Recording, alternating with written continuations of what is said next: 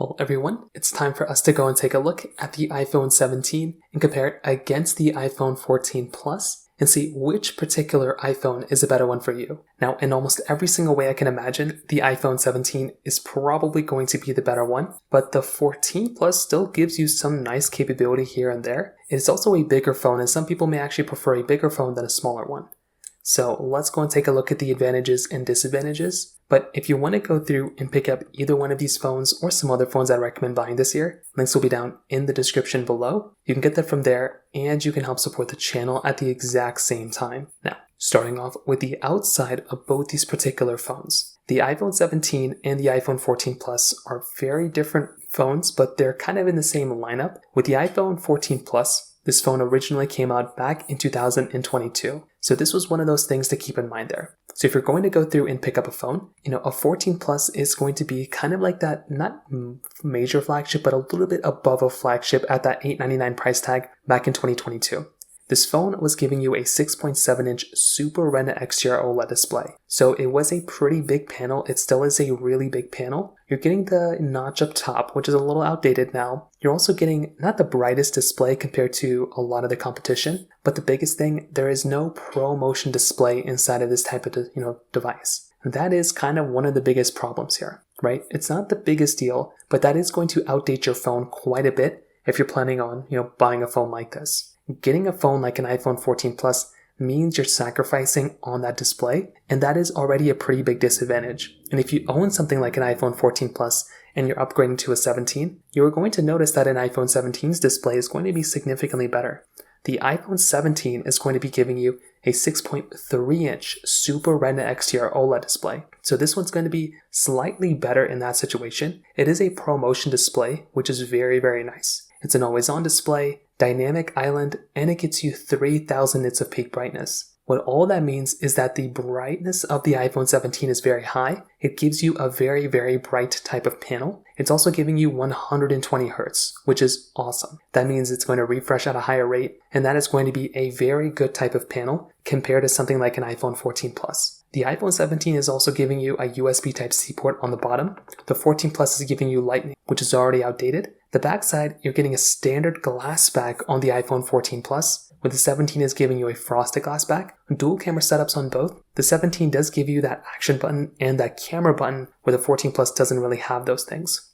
For me personally, the only thing that kind of irks me a little bit on the 14 Plus is the lack of ProMotion. Everything else I can probably be okay with, even Lightning I can probably be okay with, but that, ProMotion display is kind of that deal breaker for me, and that is one big reason when you go and upgrade to an iPhone 17 or to an iPhone 16 Pro, 15 Pro, 14 Pro, even 13 Pro, you're going to be getting that ProMotion display. In terms of price tag, the iPhone 17 costs about $800 right now. So keep that in mind. You're probably going to be spending $800 for the base model, although that base model does come with a lot more storage than the base model of the iPhone 14 Plus. So if you spec out a 14 Plus, I'm sure there are some 14 Pluses in the used market spec'd out that might be touching close to the 17's price.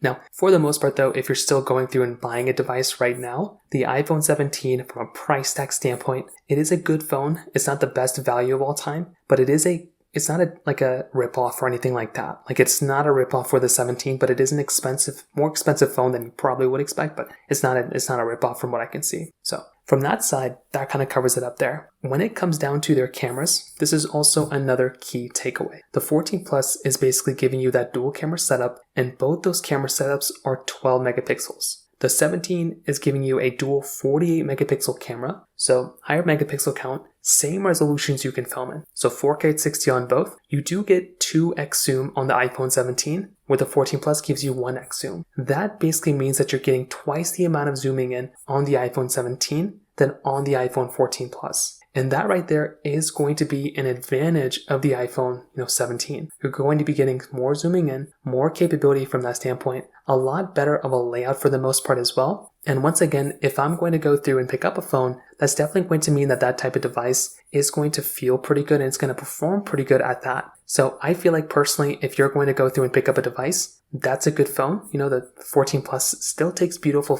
photos, and the camera of it is still pretty good. I feel like with the iPhone 17 though, this is a pretty big upgrade, including the fact that you're getting dual capture mode and you're getting center stage capability on the iPhone 14 Plus. those two things in and of itself are very big advantages for something like an iPhone 17. So if you're upgrading from a 14 Plus to a 17, those are going to be pretty cool advantages that you're going to experience there on something like an iPhone 17. So if you're going to go and upgrade, you're definitely going to be feeling like you're getting a much better camera, and that is a part of the upgrade process here for sure. When it comes down to their software longevity, this is also going to be another takeaway. The iPhone 17 is basically going to be lasting probably 2 to 3 years more than the iPhone 14 Plus. Now, we don't know for a fact how much longer, but I would imagine that it's probably going to be at least like 2 years more or 2 years longer of support on the iPhone 17 than on the iPhone 14 Plus. So kind of keep that in mind. I don't think it's like the biggest deal in the world or anything like that. Both these phones are still supported with software. The 14 Plus doesn't have Apple Intelligence though. I don't think it's that big of a deal because it barely even works at the time. But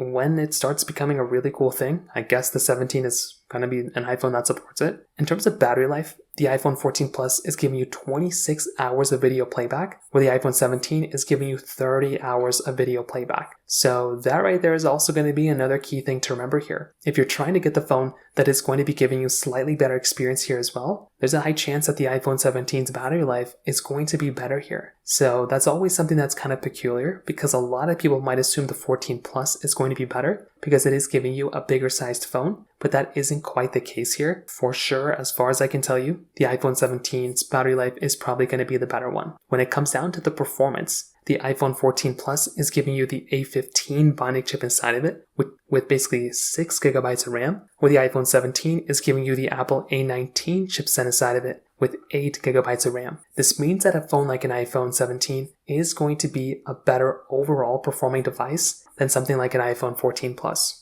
Now, the 14 Plus still is a fast phone. Once you get the applications loaded and everything like that, it still performs very fast, and app opening speeds are still very good. But the phone feels a little slower and noticeably slower than an iPhone 17 because of the lack of the ProMotion display. The ProMotion display, it doesn't necessarily make the phone faster, but it makes it feel like it's faster and smoother when you're kind of moving around. So that is a very big advantage for having a device that is going to be giving you that type of display. So it's kind of like a byproduct of it. So the 17 is definitely going to be a faster phone. The 14 Plus, still plenty of fast, still good enough for the most part. But if you're trying to get the device that is going to be better here, the iPhone 17 is probably the one for you. So to kind of sum it up, what I definitely will tell you is that the iPhone 17 is definitely a worthwhile upgrade. You're going to be feeling like it is a better phone. It's going to look very good. It's going to perform very well. And it is a good upgrade coming from the iPhone 14 Plus. I feel like the 14 Plus though, you're still getting a pretty good phone. It still is like a pretty good device all in all. I will say if you are planning on going to and picking up a device though, if you don't want to spend $800 on a 17, you can also go buy like an iPhone 15 Pro Max in the used market. If you still want a bigger sized phone, that one is probably going to cost you around $600 to $700, maybe even something like an iPhone 15 Pro if you are okay with a smaller size. That's also going to be slightly cheaper than a brand new iPhone 17, and that could be another one of those things to keep in mind there as well. So in terms of that kind of covers it up there for the most part. If you have any other thoughts or questions, please let me know in the comment section below. Hit the like button, that will mean so much, but definitely hit that subscribe button. More importantly than everything else, I love every single one of you guys. Hopefully I'll catch you guys in the next video. Peace out till then.